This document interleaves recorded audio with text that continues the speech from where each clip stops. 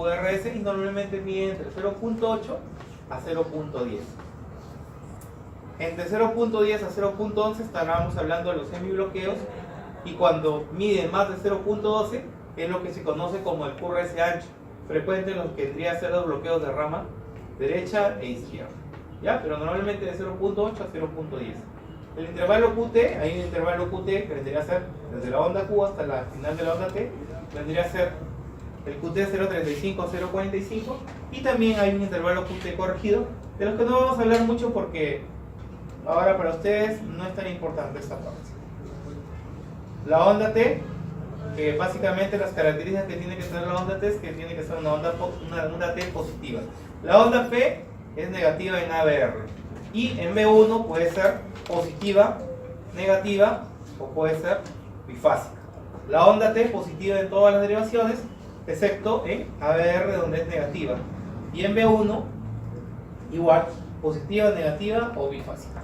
¿Ya? Entonces onda P positiva en todas las derivaciones, a excepción en ABR, y en B1 donde puede ser positiva, negativa o bifásica. Onda T positiva en todas las derivaciones, a excepción de ABR, y en B1 igual puede ser positiva, negativa o bifásica. La onda U, que se ve en algunos trastornos hidroelectrolíticos, no siempre se ve, y definitivamente todavía no se conoce muy bien su función o su etiología, por lo cual por ahora no la vamos a tratar. Continúa, por favor. ¿Aló? ¿Buenas? Sí, dígame. Buenas.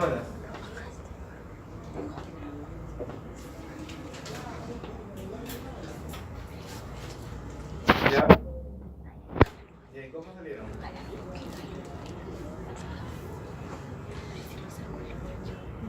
Sí, ahorita, porque ahorita estoy dando una clase.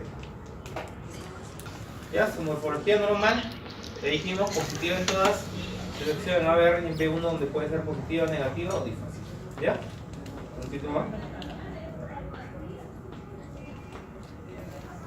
Duración entre 0.08 a 0.10 y voltaje hasta 2.5 milímetros, lo que acabamos de decir.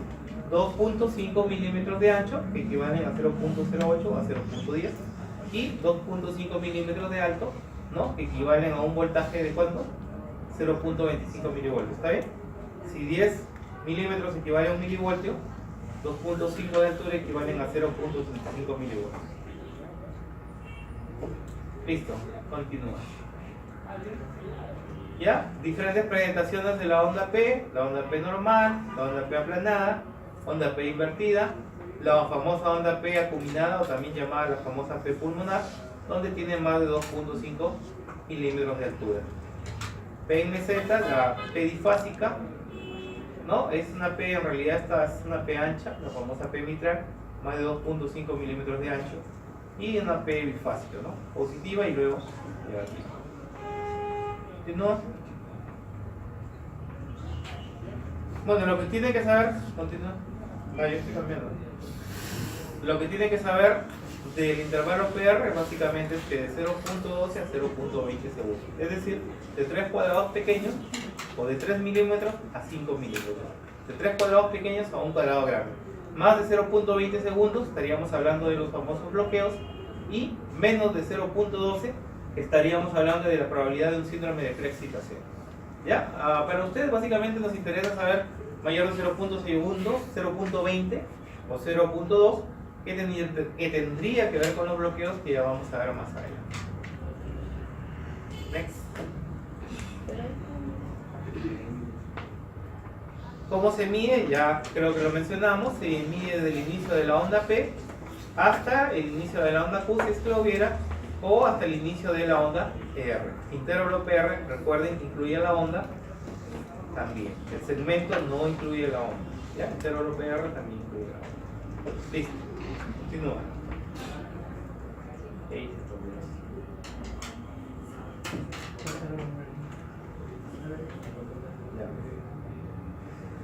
Entonces, sigue. Dale.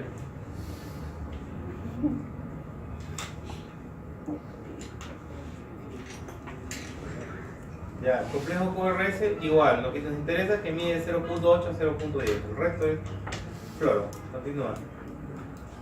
Sigue. Sigue, sigue. Ya, sigue.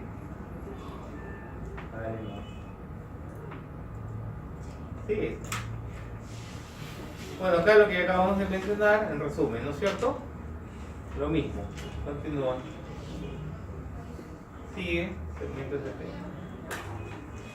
El segmento ST, ¿no es cierto? Que vamos a ver, o que ustedes han visto en lo que vendría a ser, sobre todo cardiopatía isquémica. Convexo. Esta elevación del segmento de ST, por ejemplo, muchas veces ustedes podrían pensar que es un ST elevado, pero si ven ustedes la elevación es cóncava hacia acá, ¿no? Entonces es un falso ST elevado. Esto se presenta frecuentemente en pacientes con pericarditis. Mientras que esa elevación del ST es la elevación del ST que está asociada al síndrome coronario agudo con elevación del ST. El ST descendido, que vendría a ser este que estamos viendo aquí, ¿no es cierto? Y ST cóncavos o convexos sucede muchas veces en bloqueos. A ver, continúa. Continúa.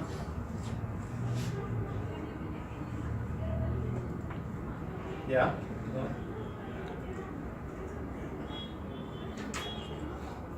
Lo mismo con la onda T ya hablamos. Continúa. Sí. Sí. Sí. Bien, entonces ya más o menos hemos mencionado las ondas, ¿no es cierto? Los intervalos y segmentos.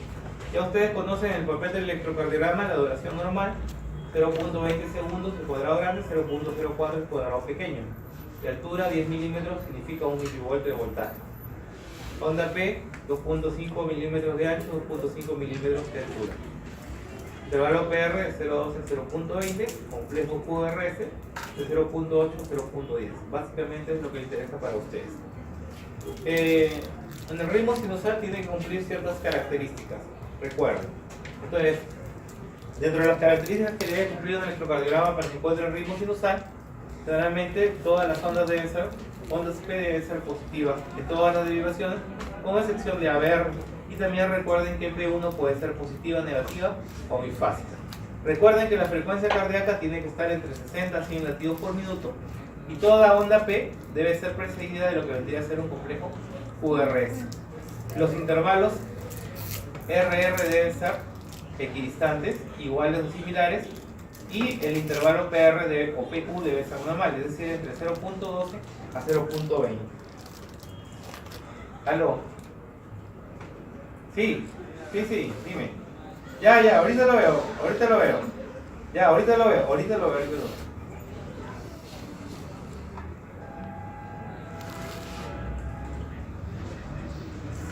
Esas son las características que se debe cumplir para tener un ritmo sinusal. Continúa.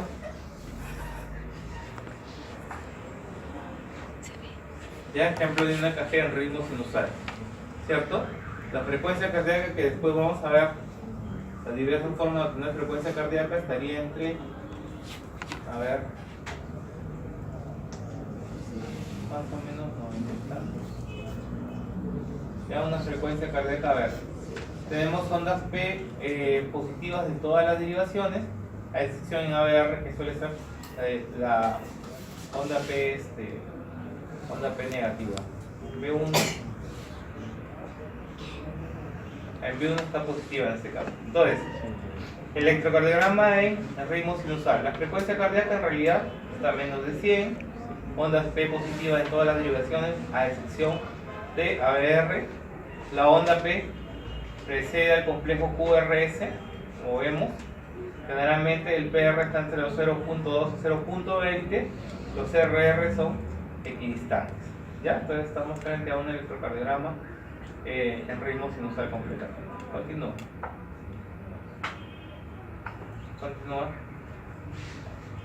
Sigue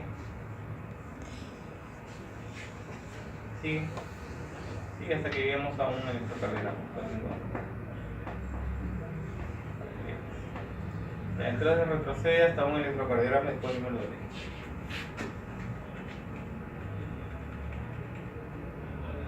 Ahí pues. Entonces existen diversas formas de calcular la frecuencia cardíaca. Es lo primero que va a hacer. Lo primero que tenemos que hacer con el electrocardiograma, conocido la medida de los cuadrados, de los segmentos, de los intervalos y de las ondas, Lo primero que tenemos que hacer con el electrocardiograma, que ya lo vimos, es chequear que el electrocardiograma se encuentra en ritmo sinusal o no sinusal. En nuestro informe del electrocardiograma, lo primero que tenemos que poner, ¿se encuentra en ritmo sinusal o no se encuentra en ritmo sinusal? Este electrocardiograma definitivamente se encuentra en ritmo sinusal. Ahora, las fórmulas o las formas para calcular la frecuencia cardíaca son varias. Una, creo que es la que todos conocen, tomando como referencia lo que vendría a ser la onda R, una onda R que coincida con la línea del papel del electrocardiograma, ¿cierto? Entonces, si mi otra onda R estuviera aquí, ¿la frecuencia cuánto sería? 300, 150, 100, 75, 60, 50, 43, 37. Creo que esa forma la conocen todos, ¿cierto? ¿Se entiende? 300, 150, 100, 75, 60, 50, 43, 37. Creo que es una forma rápida y una forma práctica. Otra forma vendría a ser dividiendo 300 entre el número de cuadrados grandes, ¿cierto? ¿Cuántos cuadrados grandes ven aquí? 1, 2, 3, 4. 300 entre 4, 75. Más o menos esa debería ser la frecuencia cardíaca.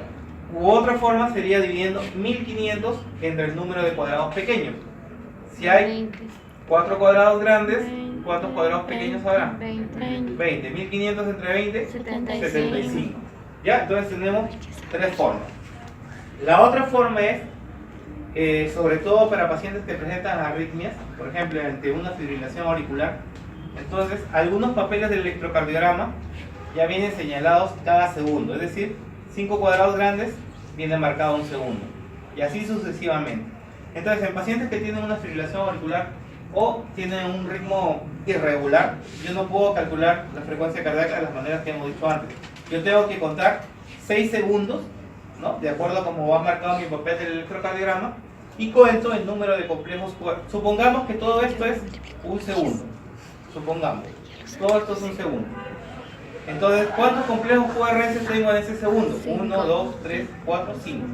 Multiplico eso por 10 y eso vendría a ser mi frecuencia cardíaca aproximada. En un paciente con fibrilación auricular, nunca se les ocurre calcular la frecuencia cardíaca de la forma de 300, 150 o de 1500 o de 300 entre el número de cuadrados pequeños y grandes. La forma de calcular en un paciente que tiene arritmia es primero determinando mis 6 segundos y contar el número de complejos QRS y luego eso dividirlo por 10, ¿sí? Porque 6 por 10 va a ser 60 segundos. ¿Sí se entiende, no? ¿Sí se entiende? Y la última forma, que es un poco en realidad compleja y no es muy usada, vendría a ser dividir 60 entre el tiempo. ¿Qué quiere decir? Tenemos 60 porque son 60 segundos, ¿cierto? Un minuto. ¿Cuánto de tiempo hay aquí? En un cuadrado grande. ¿Cuánto significa el tiempo? 0.20. 60 entre 0.20, 0.40, 0.80, 0.60 y 0.80. 60 entre 0.80, ¿cuánto sale? 75. ¿Cuánto? 75. Ya, esa es la forma más complicada en realidad, ¿no? Entonces 300, 150, 100, 75, 60, 50, 43, 37, 1. 300 entre el número de cuadrados grandes, otra. 1500 entre el número de cuadrados pequeños, otra. Y la otra dividir 60 entre el tiempo que hay entre dos complejos RR. ¿Sí? ¿Se entendió? ¿O hay alguna duda? Sí. Ya, entonces seguimos. Listo. Entonces ya vimos que está en ritmo sinusal mi electrocardiograma. Ya calculamos la frecuencia cardíaca. No se olviden, pacientes con ritmo irregular o arritmias, nunca se les ocurra calcular de esa manera. Si no, cuenten 6 segundos, el número de complejos QRS que hay en 6 segundos y eso multiplíquelo por 10. Y esa va a ser su frecuencia cardíaca aproximada. Nunca pongan frecuencia cardíaca, sino frecuencia cardíaca aproximada. En pacientes con fibrilación auricular, siempre es frecuencia cardíaca aproximada. Listo. Ahora, una vez que hemos calculado, sabemos que está en ritmo sinusal, hemos calculado la frecuencia, vamos por el eje. Dale, por favor. ¿Sigue? ¿Alguna pregunta hasta acá? Hay un gráfico mejor para ver el eje. Sigue. Había unos PS. Listo. ¿Alguna pregunta hasta acá, muchachos? ¿No hay? Entonces, para calcular el eje tenemos que saber nuestro eje, nuestra ex axial, donde están todas las derivaciones y el valor que tiene cada derivación. Ahí está un poco menos complicado, pero en el anterior a ver si sale para que no se complique la vida. ¿No? Entonces es un sistema exaxial, ¿no es cierto? Donde incluimos a todas las derivaciones en realidad de los que vendrían a ser los miembros, no incluimos a las derivaciones precordiales. ¿Cero? ¿Quién es cero? ¿Qué derivación es cero? De 1.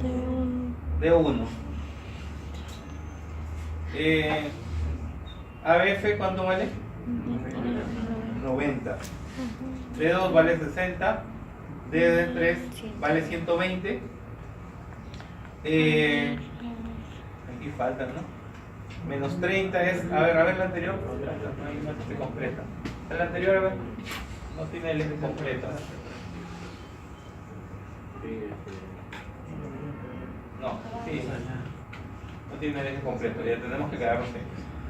Ya, entonces tenemos menos 150 vale ABR. ABR menos 150. ABL menos 30. La derivación 1 vale 0. Derivación 2 vale 60. ABF vale 90. Derivación 3 vale 120. Hay un eje, lamentablemente no está, no sé, solo que lo dibujemos. Déjame tu plumón.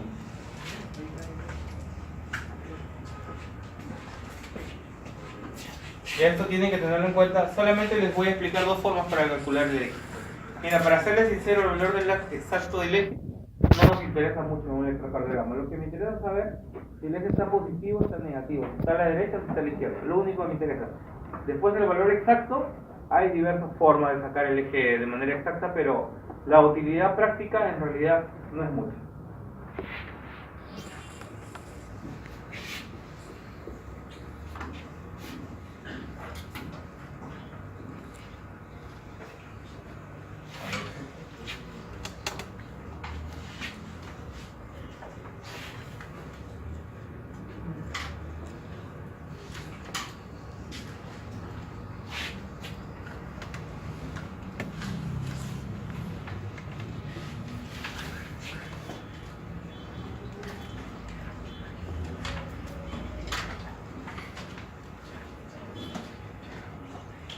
Ya listo, este eje por lo menos lo vamos a dejar graficado ahí para que tengan en mente a la hora que vamos a calcular el eje.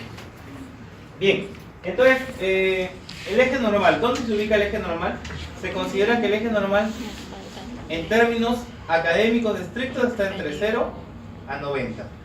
Esto es lo que vendría a ser que ustedes ven que está señalado en amarillo, es el eje normal. Sin embargo, para fines operacionales, dependiendo de la constitución de cada paciente, hay algunos que son más gordos, otros que son más flacos, el eje puede variar de menos 30 hasta más 120. ¿Ya? Se considera un sexta como un eje normal, menos 30 hasta 120. Desde el punto de vista académico, supuestamente debería estar entre 0 a 90, que es todo lo que ustedes ven marcado en amarillo, pero se acepta clínicamente o como normal de menos 30 a 120. De más 90 hasta 180 se considera un eje hacia la derecha. De 180 hasta menos 90 se considera un eje indeterminado o extrema derecha. Y de menos 90 hasta 0 se considera que un eje está desviado hacia la izquierda. ¿Ya? Entonces, prácticamente ese gráfico nos está diciendo. Listo, las formas de calcular el eje, dale por favor. Sí. El anterior. La forma de calcular el eje, la más práctica, la más rápida, es esta. Mirando las derivaciones 1 y ABF.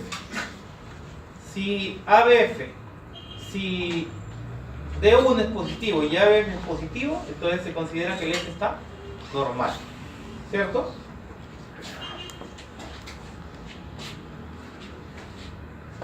El eje es normal. Desviación del eje a la izquierda, si D1 es positivo y ABF es negativo, entonces tendremos un eje desviado hacia la izquierda.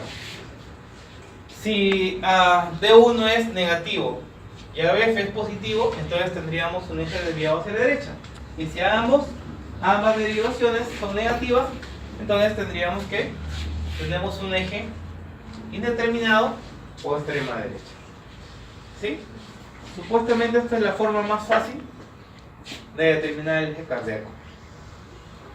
Entonces los dos positivos es normal, D1 positivo, AF negativo izquierdo, D1 negativo y AF positivo es a la derecha y los dos negativos es extrema derecha determinado. Supongamos que no se puede ver bien si las derivaciones D y E, supongamos que D sea positivo y ABF sea isodifásico. Isodifásico significa que tiene tanto valor como positivo como negativo. Esto es isodifásico. O sea, significa isodifásico, que el valor positivo, o sea, el valor positivo, el valor para arriba, tiene el mismo valor que el valor negativo, que es el que está hacia abajo. Entonces, ¿cómo hago para determinar el eje? ¿Me quedo con la duda?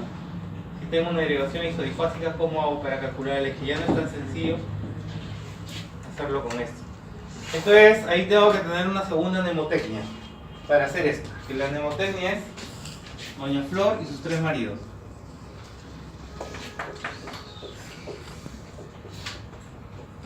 Doña Flor y sus tres maridos.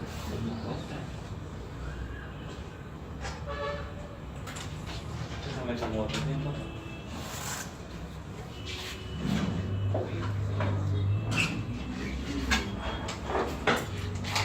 ¿Lo papel y queso?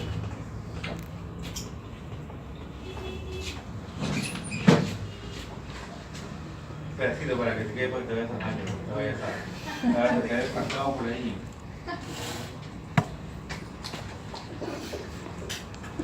Entonces la otra mnemotecnia es Doña Flor y sus tres maridos. ¿Ya? Esa es la otra forma de calcular el eje. ¿Cómo funciona esto? A ver, entonces me encuentro... ¿Se ve? No, está oscuro. ¿Sí? ¿Y ahora cómo se ve? Perdida hasta que terminemos con el eje. Abre la cortina. Sí, ya hay ¿Ahí? más, sí. Ya despierto. Ya, bueno, Doña Flor y sus tres maridos. Entonces, ¿qué hago aquí? Solamente funciona en precordiales. En precordiales digo, en derivación de los miembros. Entonces, como yo no puedo hacer lo que está aquí, porque una de las derivaciones es isodifásica y me malora el plan, entonces ocurro justamente hago esto. Una derivación más isodifásica. Entre 1, 2, 3, ABR, ABF y ABL, busco en mi electrocardiograma cuál es la derivación más isodifásica, ¿no? Y cuál los valores positivos y los valores negativos restados me dan 0. Esa es la derivación más isodifásica. Entonces, supongamos que mi derivación más isodifásica sea ABF. ¿Cuál es la perpendicular de ABF según la mnemotecnia? Derivación 1, ¿no es cierto? ¿Cuál es el valor de la derivación 1? 0. Entonces voy a buscar en mi electrocardiograma si 0 es positiva. Si la derivación 1 es positiva, entonces el valor de mi eje es 0. Si la derivación 1 es negativa, el valor de mi eje es 180. ¿Sí? O otro mejor, ¿ya? Porque 0 es un punto neutral. Ya. Supongamos que mi más isodifásica sea 2. ¿Cuál es mi perpendicular? ABL, ¿cierto? ABL. Veo en el electrocardiograma,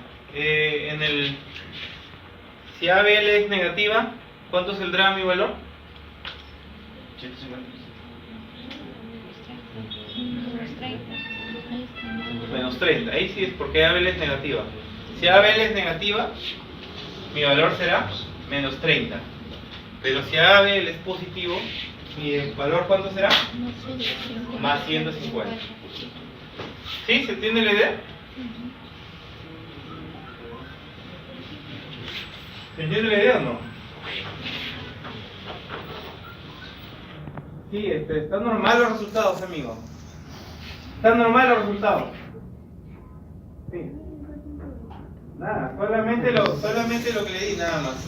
Ya otra cosa más no. Sí, los pastillitas que le di, sí. Ya. Sí, nada más. Ya. Sí, listo. Muy bien. Chao. ¿Sí? ¿Se entiende la idea? También complican la vida.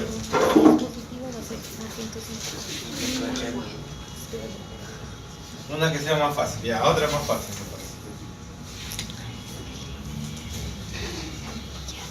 Supongamos que sea al revés. ABL es la masa isodifásica, la derivación 2 es la perpendicular, ¿está bien? Si ABL es mi masa isodifásica, la derivación 2 es la perpendicular. El valor de 2, si es que fuera positivo, ¿cuánto sería? Mi eje sería 60. Pero si 2 fuera negativo, ¿cuánto sería mi eje? Tiene que buscar la perpendicular, ¿no es cierto? ¿Cuál sería? Menos 120. ¿Sí? O sea, la perpendicular significa 60 es mi derivación. Mi perpendicular sería esta.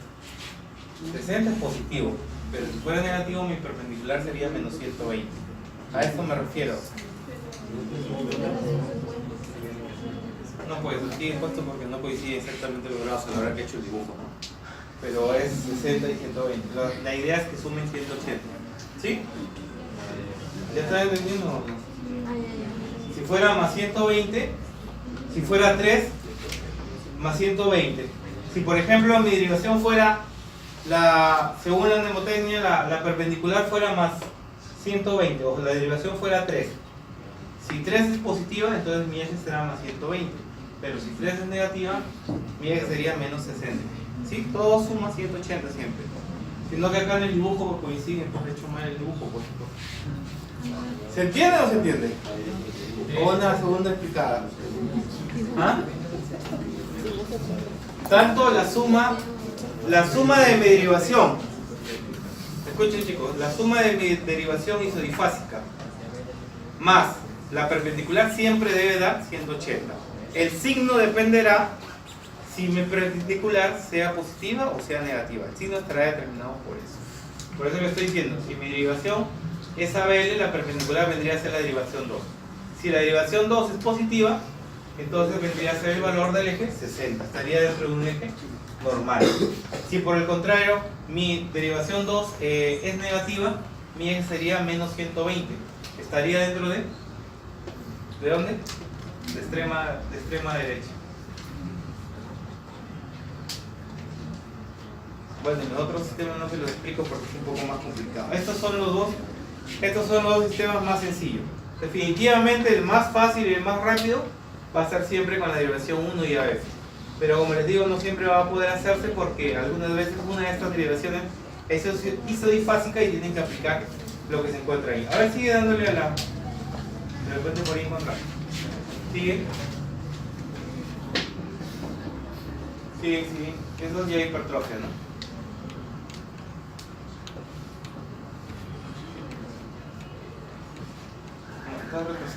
Bueno, ¿alguna pregunta hasta aquí?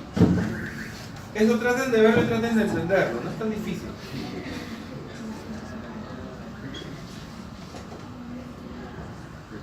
Ahí nos quedamos. Ahí estamos. Bueno, ¿alguna pregunta hasta acá para avanzar?